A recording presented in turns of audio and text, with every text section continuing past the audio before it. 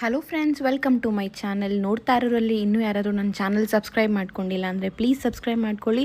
ಬನ್ನಿ, ಚಿಕನ್ ದಮ್ ಬಿರಿಯಾನಿನ ಸಿಂಪಲ್ಲಾಗಿ ಹೇಗೆ ಮಾಡೋದು ಅಂತ ನೋಡೋಣ. ಇದು ತುಂಬಾ ಚೆನ್ನಾಗಿರುತ್ತೆ. ಸಂಡೇಸ್ ನೀವು ಯಾರಿಗಾದರೂ ಮಾಡಿಕೊಟ್ರೆ ಮತ್ತೆ ಕೇಳ್ತಾರೆ ಇದನ್ನು ಮಾಡಿಕೊಡಿ ಅಂತ. ಮೊದಲಿಗೆ ನಾನಿಲ್ಲಿ ಫ್ರೈಡ್ ಆನಿಯನ್ಸ್ ಮಾಡ್ಕೊಳ್ಳೋಕ್ಕೆ ಪಾನ್ ಇಟ್ಕೊಂಡು ಒಂದು ಸ್ವಲ್ಪ ಎಣ್ಣೆ ಹಾಕಿ ಒಂದು 4ರಿಂದ 5 ಈರುಳ್ಳಿನ ಉದ್ದುದ್ದಕ್ಕೆ ಕಟ್ ಮಾಡ್ಕೊಂಡು ಹಾಕೋತಾ ಇದ್ದೀನಿ. ಆದಷ್ಟು ತಿನ್ ಸ್ಲೈಸಸ್ನ ಮಾಡ್ಕೊಳ್ಳಿ, ಆವಾಗ ಬೇಗ ಫ್ರೈ ಆಗುತ್ತೆ. ನೀವು ಬೇಕಾದರೆ ಡೀಪ್ ಆಯಿಲ್ ಫ್ರೈ ಕೂಡ ಮಾಡ್ಬೋದು. ನಾನಿಲ್ಲಿ ಜಸ್ಟ್ ಶಾಲೋ ಫ್ರೈ ಥರ ಮಾಡ್ಕೊಂಡಿದ್ದೀನಿ.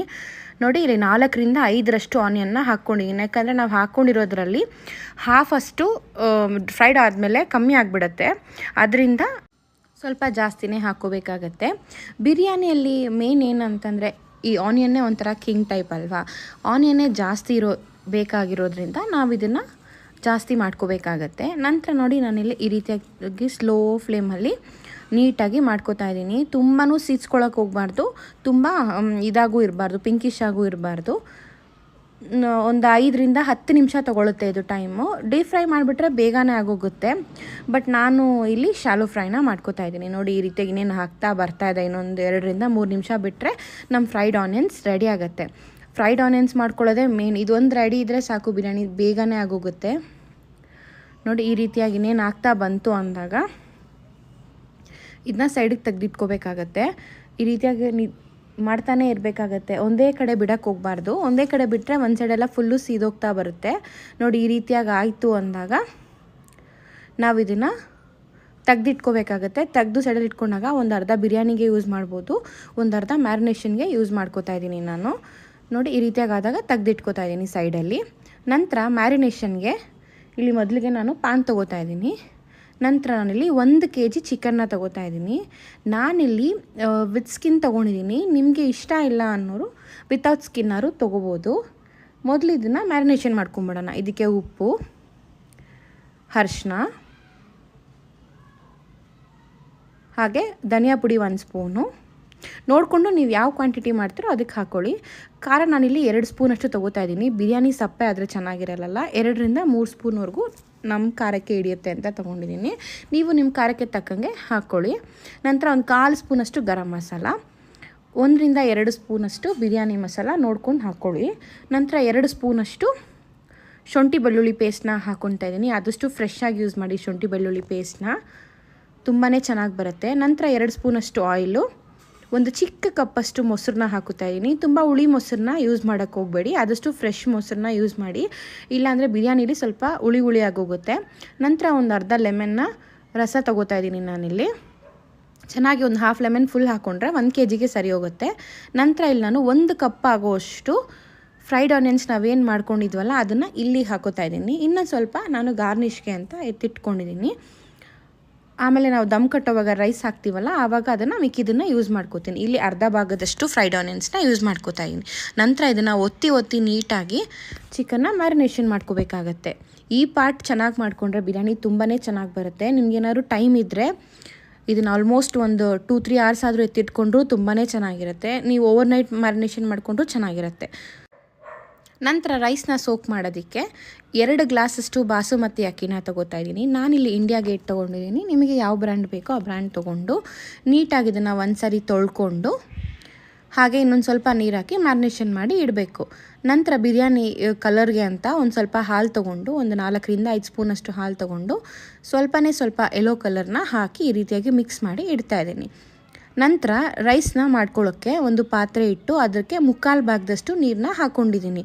ರೈಸ್ನ ಇಲ್ಲಿ ನಾನು 1/2 hour ನೆನಿಟ್ಟು ಹಾಕೋತಾ ಇದ್ದೀನಿ. ನಂತರ ನಾವಿಲ್ಲಿ ಇದಕ್ಕೊಂದು ಸ್ವಲ್ಪ ಬಿರಿಯಾನಿ ಸ್ಪೈಸಸ್ ಎಲ್ಲ ಹಾಕೋಬೇಕಾಗತ್ತೆ. ಮೆಣಸು, ಚಕ್ಕೆ, ಲವಂಗ, ಏಲಕ್ಕಿ ಎಲ್ಲನೂ ಒಂದು ಸ್ವಲ್ಪ ಹಾಕ್ಕೊಂಡು, ಹಾಗೆ ಇದಕ್ಕೆ ಒಂದು ಸ್ವಲ್ಪ ಎಣ್ಣೆ, ಒಂದು ಸ್ವಲ್ಪ ಉಪ್ಪು ಕೂಡ ಹಾಕಿ ಇದನ್ನ ಒಂದು ಸರಿ ನೀಟಾಗಿ ಮಿಕ್ಸ್ ಮಾಡಿ ಒಂದು 80% ಅಷ್ಟು ಅಕ್ಕಿನ ಬೇಯಿಸ್ಕೋಬೇಕಾಗತ್ತೆ. ಈ ಸ್ಟೆಪ್ಪಲ್ಲಿ ನೀವು ಸ್ವಲ್ಪ ಹುಷಾರಾಗಿರಬೇಕು. ಏಕೆಂದರೆ ಈ ಸ್ಟೆಪ್ಪಲ್ಲಿ ಏನಾದರೂ ನೀವು ಸ್ವಲ್ಪ ನುಣ್ಣಗೆ ಮಾಡಿಬಿಟ್ರೂ ಬಿರಿಯಾನಿ ಕೆಟ್ಟೋಗುತ್ತೆ. ನಂತರ ಉಪ್ಪು ಹಾಕಿ ಇದನ್ನ ಚೆನ್ನಾಗಿ ಬೇಯೋದಕ್ಕೆ ಬಿಡಬೇಕು. ಇನ್ನೇನು ಬೇಯ್ತಾ ಇದೆ ಅಂದಾಗ ಒಂದು ಸರಿ ತಿರುಗಿಸ್ಕೊತಾ ಇರಬೇಕು ಇದನ್ನು. ನೋಡಿ, ಈ ರೀತಿಯಾಗಿ ತಿರುಗಿಸ್ತಾ ಇದ್ದರೆ ನಮಗೆ ಗೊತ್ತಾಗ್ತಾ ಇರುತ್ತೆ, ರೈಸ್ ಬೇಯೋದು ಎಲ್ಲ ಗೊತ್ತಾಗ್ತಾ ಇರುತ್ತೆ. ನೋಡಿ, ಈಗ ಆಲ್ಮೋಸ್ಟ್ ರೈಸು ನೋಡಿ 80%ವರೆಗೂ ಕುಕ್ ಆಗ್ತಾ ಇದೆ ರೈಸು. ನೋಡಿ ಈ ರೀತಿಯಾಗಿ ಪ್ರೆಸ್ ಮಾಡಿದ್ರೆ ರೈಸ್ ಒಂದು ಸ್ವಲ್ಪ ಗಟ್ಟಿಯಾಗಿರಬೇಕು. ಸೊ ಅಲ್ಲಿಗೆ 80% ಕುಕ್ ಆದಂಗೆ.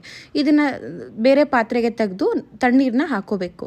ನಂತರ ನಾವು ಬಿರಿಯಾನಿ ಮಾಡೋ ಪಾತ್ರೆ ಏನಿದೆಯಲ್ಲ ಅದನ್ನು ಹಾಕ್ಕೊಂಡು ನಾನಿಲ್ಲಿ ಹೆಲ್ತ್ ಕ್ಲಿಕ್ ಅವರ ಡಚ್ ಓವನ್ನ ಯೂಸ್ ಮಾಡ್ತಾಯಿದ್ದೀನಿ. ಡಚ್ ಓವನಲ್ಲಿ ಬಿರಿಯಾನಿಗಳು ತುಂಬಾ ಚೆನ್ನಾಗಿ ಬರುತ್ತೆ.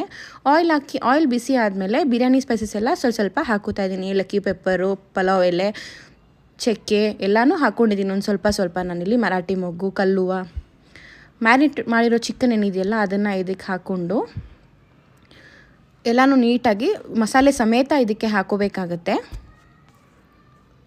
ನೋಡಿ ಎಲ್ಲನೂ ಈ ರೀತಿಯಾಗಿ ಹಾಕ್ಕೊಂಡು ಡಚ್ ಓವನಲ್ಲಿ ನಾವು ಮಾಡುವಾಗ ಸ್ವಲ್ಪ ಫ್ಲೇಮು ಕಮ್ಮಿನೇ ಇರಬೇಕು. ತುಂಬ ಫ್ಲೇಮ್ ಇಡಕ್ಕೆ ಹೋದರೆ ಚೆನ್ನಾಗಾಗಲ್ಲ, ಅದು ಸ್ವಲ್ಪ ಸೀದೋದಂಗೆ ಆಗಿಬಿಡುತ್ತೆ. ಸೊ ಅದರಿಂದ ಲೋ ಫ್ಲೇಮ್ ಇಟ್ಕೋಬೇಕು. ಇದು ಕ್ಯಾಸ್ಟ್ ಐರನ್ ಆಗಿರೋದ್ರಿಂದ ಈವನ್ ಆಗಿ ಫ್ಲೇಮು ಸ್ಪ್ರೆಡ್ ಆಗುತ್ತೆ, ಚೆನ್ನಾಗಿ ಕೂಡ ಆಗುತ್ತೆ ಅಡುಗೆಗಳು. ನೋಡಿ ಈ ರೀತಿಯಾಗಿ ತಿರುಗಿಸ್ಕೊತಾ ಇರಬೇಕು ಚಿಕನ್ನ. ಆಗಾಗ ಒಂದು 10ರಿಂದ 15 ನಿಮಿಷ ಹಿಡಿಯುತ್ತೆ. ಇದು ಚೆನ್ನಾಗಿ ಒಂದು 50 to 60% ಅಷ್ಟು ಚಿಕನ್ನು ಚೆನ್ನಾಗಿ ಕುಕ್ ಆಗಬೇಕು. ಆದಷ್ಟು ಚಿಕನ್ನ ಫ್ರೆಶ್ ಆಗಿ ತೊಗೊಳ್ಳಿ, ಆವಾಗ ಬಿರಿಯಾನಿ ಎಲ್ಲ ಟೇಸ್ಟಾಗಿ ಬರುತ್ತೆ. ಫ್ರೋಝನ್ ಚಿಕನ್ನ ತೊಗೊಳಕ್ಕೆ ಹೋಗಬೇಡಿ. ನಂತರ ಇದಕ್ಕೆ ನಾನೊಂದು ಸ್ವಲ್ಪ ಫ್ರೆಶ್ ಆಗಿರೋ ಕೊತ್ತಂಬರಿ ಸೊಪ್ಪು ಸ್ವಲ್ಪ ಹಾಕ್ಕೊತಾ ಇದ್ದೀನಿ. ಹಾಗೆ ಒಂದು ಸ್ವಲ್ಪ ಪುದೀನ ಸೊಪ್ಪನ್ನ ಹಾಕ್ಕೊತಾ ಇದ್ದೀನಿ. ಇದೆಲ್ಲನೂ ನಾನು ಫ್ರೆಶ್ ಆಗಿ ಯೂಸ್ ಮಾಡ್ತಾಯಿದ್ದೀನಿ. ಹಳೇದೆಲ್ಲ ಯೂಸ್ ಮಾಡಿದ್ರೆ ಟೇಸ್ಟ್ ಅಷ್ಟು ಚೆನ್ನಾಗಿ ಬರಲ್ಲ.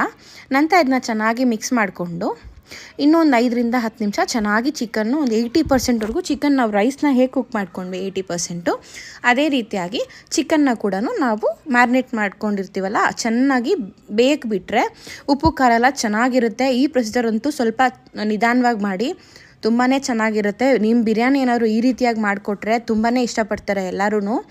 ಇನ್ನೊಂದು ಸರಿ ಮತ್ತೆ ಮಾಡಿಕೊಡಿ ಅಂತ ನಿಮ್ಮನ್ನು ಕೇಳ್ತಾರೆ. ನೋಡಿ ಈ ರೀತಿಯಾಗಿ ಚೆನ್ನಾಗಿ ಆಯಿಲ್ ಬಿಟ್ಟು ಅದರಲ್ಲೇ ನೀರು ಬಿಟ್ಟು ಇಂಗೋವರೆಗೂ ನಾವು ಇದನ್ನು ಫ್ರೈ ಮಾಡ್ಕೋಬೇಕಾಗತ್ತೆ. ಇವಾಗ ನಾನು ಲಿಡ್ ಕ್ಲೋಸ್ ಮಾಡಿ ಒಂದು 20 ನಿಮಿಷ ಇದನ್ನು ಬಿಟ್ಬಿಡ್ತಾ ಇದ್ದೀನಿ ಕುಕ್ ಆಗೋದಕ್ಕೆ. ಚಿಕನ್ ಚೆನ್ನಾಗಿ ಬಾಯ್ಲ್ ಆಗಲಿ ಅಂತ ಲಿಡ್ ಕ್ಲೋಸ್ ಮಾಡಿ ಬಿಟ್ಬಿಡ್ತಾಯಿದ್ದೀನಿ. ನೋಡಿ ಈಗ 20 ಮಿನಿಟ್ಸ್ ಆಗಿದೆ. ಚಿಕನ್ ಚೆನ್ನಾಗಿ ಆಯಿಲ್ ಕೂಡ ಬಿಟ್ಕೋತಾ ಇದೆ. ಆಯಿಲ್ ಬಿಟ್ಟಿದೆ ಅಂದರೆ ಆಲ್ಮೋಸ್ಟ್ 80 to 85% ಬಾಯ್ಲ್ ಆಗಿದೆ ಅಂತ. ಈಗ ಒಂದು ಸರಿ ನೀಟಾಗಿ ಮಿಕ್ಸ್ ಮಾಡಿ. ನೋಡಿ ಕ್ಯಾಸ್ಟ್ ಐರನಲ್ಲಿ ಮಾಡಿದ್ರೆ ಯಾವುದೇ ತಳ ಆಗಲಿ ಅಂಟಲ್ಲ.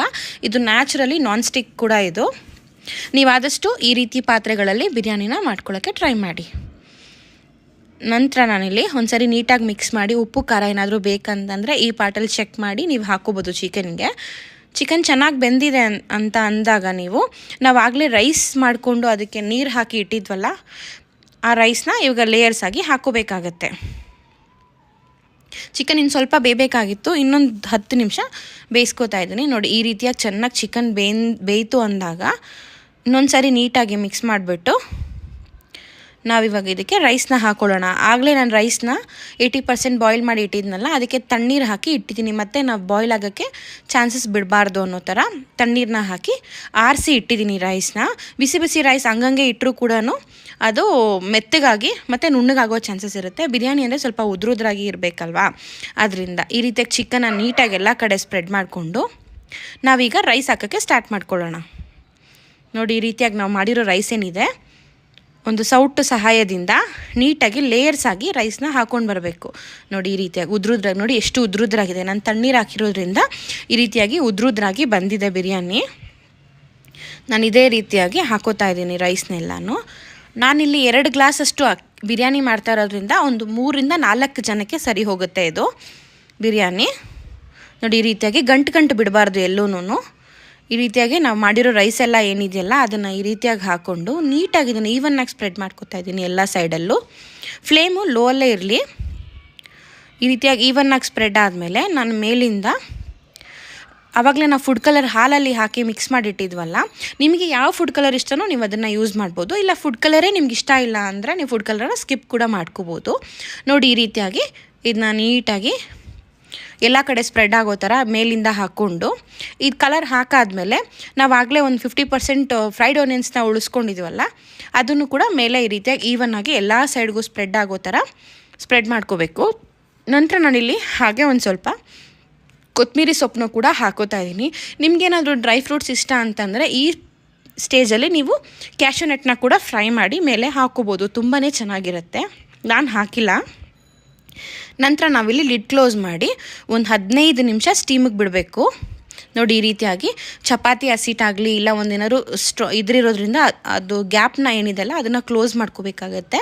ನೋಡಿ 20 ಮಿನಿಟ್ಸ್ ಆಗಿದೆ. ದಮ್ ತುಂಬಾ ಚೆನ್ನಾಗಿ ಕಟ್ಟಿದೆ. ರೈಸ್ ಇನ್ನೂ ಉದ್ರುದ್ರಾಗೆ ಇದೆ ನೋಡಿ, ಯಾವುದು ನುಣ್ಣು ಕೂಡ ಆಗಿಲ್ಲ ರೈಸು. ನೋಡಿ ಈಗ ತೆಗೆದು ನೋಡೋಣ ರೈಸು.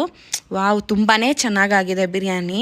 ನೀವು ಈ ಥರ ಬಿರಿಯಾನಿ ಏನಾದರೂ ಮಾಡಿಕೊಟ್ರೆ ನಿಮ್ಮನ್ನು ಮತ್ತೆ ಮತ್ತೆ ಮಾಡಿಕೊಡಿ ಅಂತ ನಿಮ್ಮನ್ನು ಕೇಳ್ತಾನೆ ಇರ್ತಾರೆ ಈ ಬಿರಿಯಾನಿನ, ಅಷ್ಟು ಚೆನ್ನಾಗಿರುತ್ತೆ.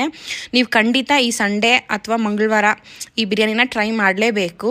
ಟ್ರೈ ಮಾಡಿ ನನಗೆ ಹೇಗೆ ಬಂತು ಅಂತ ಕಮೆಂಟ್ ಸೆಕ್ಷನಲ್ಲಿ ಕೂಡ ತಿಳಿಸೋದು ಮಾತ್ರ ಮರಿಬೇಡಿ.